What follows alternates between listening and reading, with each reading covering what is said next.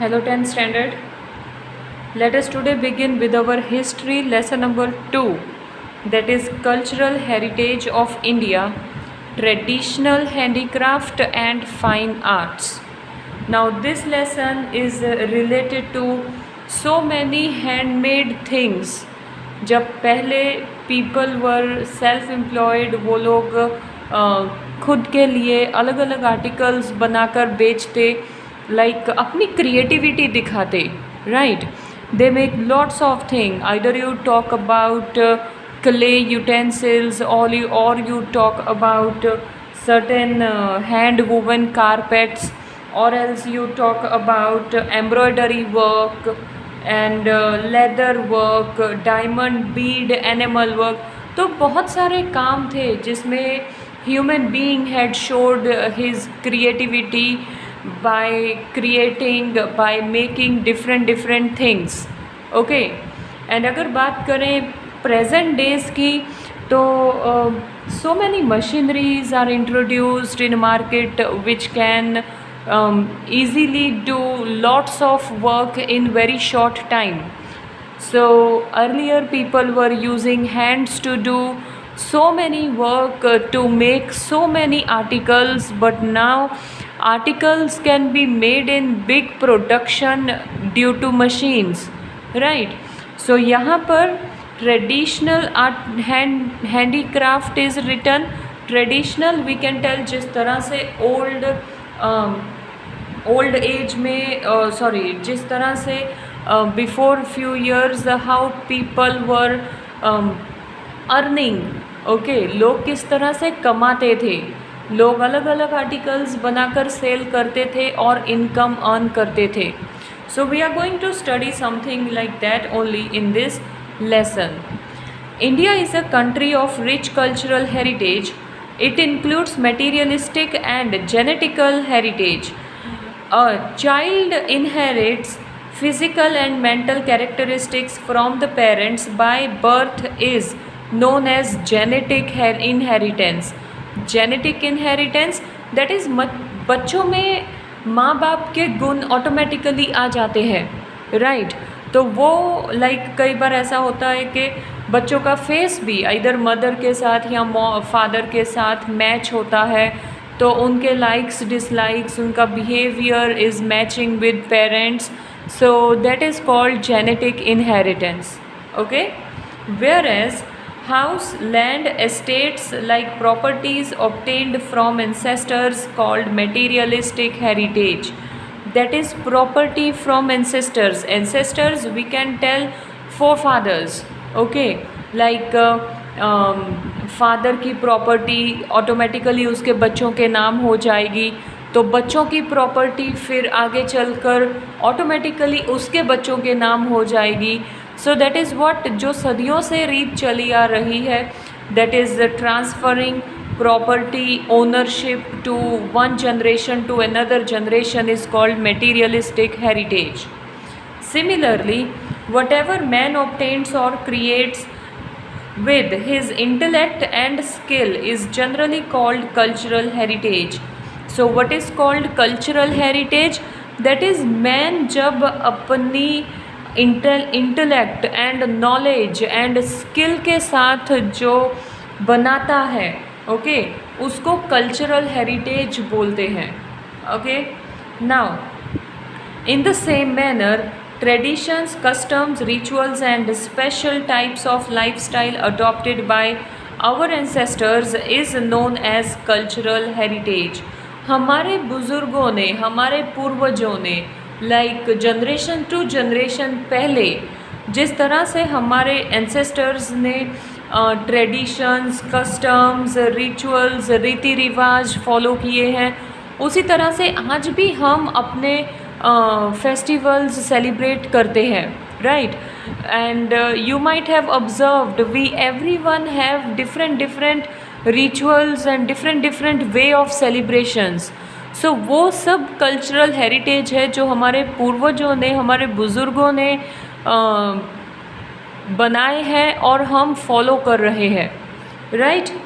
In addition other matters like education, farming, trade, rules and regulations for daily life, festivals, entertainment, art and handicraft, belief and skill are also included in cultural heritage.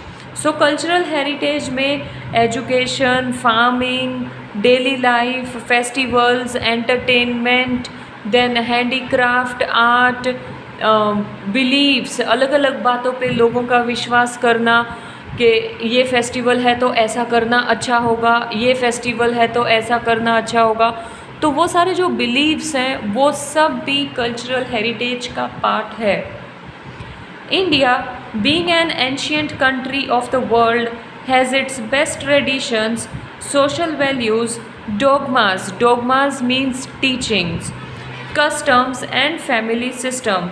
So it is our duty to preserve our cultural heritage. There are references of 64 arts in our ancient literature. See, India में like हमने history read किया है that in India so many other tribes came in India and settled during ancient time, right? तो अलग अलग tribes के लोग India में आकर रहने लगे, एक दूसरे के फेस्टिवल्स में शामिल होने लगे, तो एक दूसरे के फेस्टिवल्स को सेलिब्रेट करने लगे. तो so many different you know culture people have adopted, right?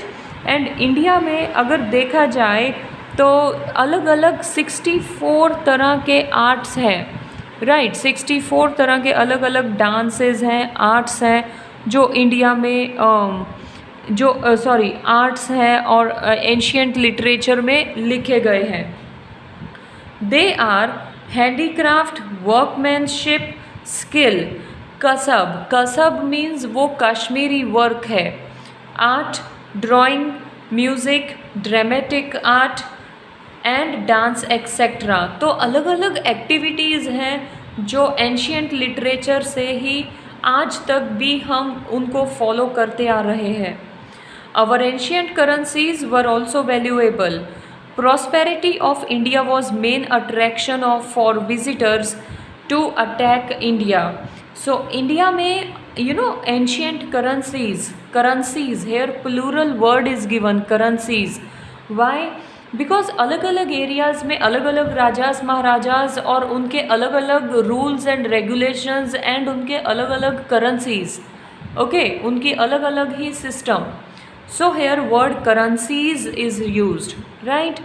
And the next line is telling about कि लोग अलग अलग एरिया से लोग इंडिया में आकर क्यों रहना चाहते थे, क्योंकि इंडिया में से वो बहुत ही अच्छी इनकम कर सकते थे. इंडिया की जो लैंड है it is so prosperous that they can grow with timber, Indigo, and they can go on with so many production of crops and they can go on selling in their countries because of which they can become prosper, जिसकी वजह से वो अच्छे से income earn कर सकते हों.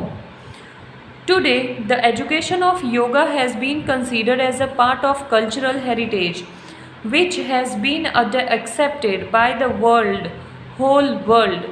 Consequently, 21st June is celebrated as the World Yoga Day in the whole world. सो योगा ये भी एक एंशियंट टाइम से चला आ रहा एक वे है जिससे people can remain healthy. So आज देखा जाए तो योगा भी कल्चरल हेरिटेज का पार्ट है and 21st June of every year is celebrated as world yoga day. पूरी दुनिया में ये डे सेलिब्रेट किया जाता है. In this chapter we will learn about varied art and craft of India. So India के अलग अलग आर्ट एंड क्राफ्ट के बारे में हम इस चैप्टर में पढ़ेंगे. Okay, art of Indian artisans. तो इंडियन आर्टिसंस के आर्ट किस किस चीज़ में, किस किस फील्ड में इंडिया के आर्टिस्ट एक्सपर्ट थे. This is introduction paragraph and after this paragraph we will be working with all the topics in detail. Okay, the beauty of Indian cultural heritage is lying in traditional art of its artisans. They have skillfully developed varied lifestyle of people through their remarkable art and handicraft industry. Now, यहाँ तक देखें तो India के लोगों ने अलग अलग arts and handicraft बनाकर लोगों को अट्रैक्ट किया है अपनी तरफ, सो दैट लोग इंडिया के हैंडीक्राफ्ट मटेरियल्स को परचेज़ करें. It's so unique. अच्छा लगता है ना जब हम फेयर्स में जाते हैं और वहाँ पर हम हैंडीक्राफ्ट चीज़ें देखते हैं. So it become very interesting. मन ऐसा करता है कि अभी उनको परचेज़ कर लें, क्योंकि एक तो हाथों से बना होता है और वो बहुत क्रिएटिवली बनाया गया होता है. राइट नाउ, क्या क्या वर्क है जो हैंडीक्राफ्ट है और जो हैंडमेड है, people were making by hands. It is weaving and embroidery, wooden art, clay work, drawing, painting, leather industry, animal work. Animal work मतलब प्रोटेक्टिव कोटिंग वर्क. किसी कोई मटेरियल बनाया तो उसको उसके ऊपर अच्छे से पेंट करके उसको कोटिंग करना. राइट. देन स्कल्पचर, आर्किटेक्चर, अकीक वर्क. अकीक वर्क मतलब स्टोन के related. Okay, that is red colour, very valuable stone it is.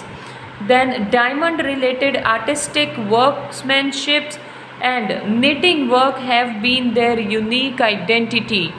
So ये सारी एक्टिविटीज़ थी जो इंडिया में traditional handicraft and fine arts के बारे में बहुत ही इंटरेस्ट लेकर लोगों ने इसको फेमस किया या पॉपुलर किया. Okay, so we are going to study all these in detail and we will just go through with which thing is made and what kind of materials were used for those things and all. Okay, but we will continue our next part of lesson in our next video. Till here, this introduction part, please go through it very carefully. It is really very important lesson. Lots of objective questions can be asked from this lesson. So please concentrate on all the videos of this lesson. Thank you.